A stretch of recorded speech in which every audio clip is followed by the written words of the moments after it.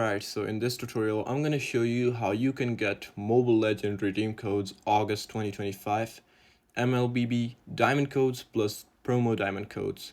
So stay tuned till the end to exactly know what those codes are.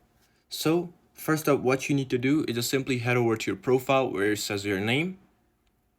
Right over here, once you're here, what you need to do is just simply press on settings on the corner. Right over here, you'll see the option of redemption code. Just go ahead and press on that.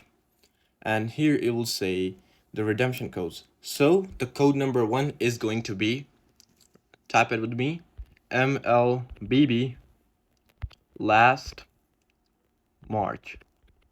So you need to type in exactly this, just notice this, and you need to type in this, and you'll get your August 2025 code. So for the second one, it's going to be KIJSH 25 and then dark. Need to put it in like this, or you can just put him in like capital.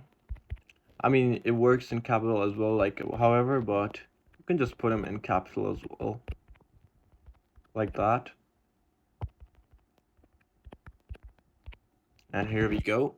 These are the codes. So yeah, and they work 100%. So I'll see you